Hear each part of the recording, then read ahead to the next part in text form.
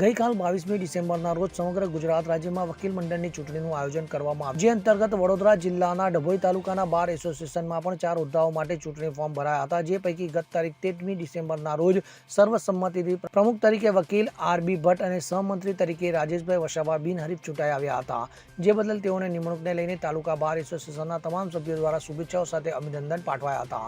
ત્યારે બાકી રહેલા ઉપપ્રમુખ અને મંત્રીના હોદ્દા માટે ગઈકાલ 22મી ડિસેમ્બરના રોજ રસાકસીભરી ચૂંટણી યોજાઈ હતી, જેમાં ઉપપ્રમુખ તરીકે કડિયા શોએબભાઈ નઝીરભાઈ તથા મંત્રી તરીકે નિલેશભાઈ બારોટને ચૂંટણી અધિકારીએ વિજય જાહેર કર્યા હતા।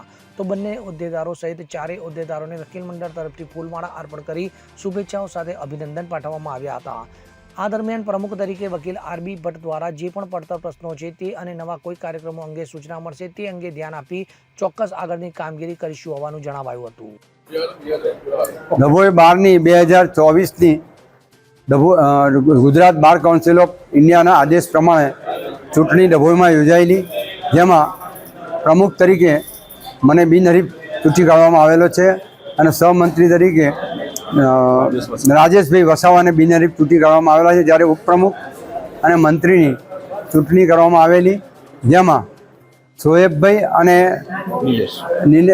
વ્યાસભાઈ વચ્ચે સ્પર્ધા થયેલી, જેમાં બંનેને 36 મત મળ્યા અને છેવટે ચિઠ્ઠી નાખતા જેમાં શોએબભાઈનો ઉપપ્રમુખ તરીકે વિજય થયેલો છે અને નિલેશભાઈ બારોટ જેઓ સહમંત્રી તરીકે ચૂંટાઈ આવેલા છે અને જેઓને 41 મત મળ્યા છે અને એમના જુગલભાઈને 30 મત મળ્યા છે। એટલે આ રીતે ચૂંટણી પણ અમારી શાંતિથી પતી ગઈ છે અને સરસ રીતે થઈ ગઈ છે અને અમે એક ટીમ તરીકે 4 જણા કામ કરીશું અને વકીલોના જે કંઈ પ્રશ્નો હશે તે ઉકેલવા માટે અમે પ્રયત્ન કરીશું અને ખેલદિલીપૂર્વક અમે વકીલના હિત માટે કામ કરીશું તેની અમે 4 જણા ખાતરી આપીએ છીએ અને વકીલ બંધુઓએ જેમણે મત આપ્યા છે એ બધાઓનો અમે હાર્દિકપૂર્વક આભાર માનીએ છીએ।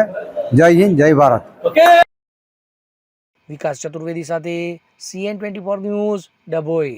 હવે જુઓ દેશ દુનિયાની તમામ ખબરો તમારી આંગળીના ટેરવે। ઉઠાવો મોબાઈલ અને Google Play Store પરથી ડાઉનલોડ કરો અમારી CN24 ન્યૂઝ મોબાઈલ એપ।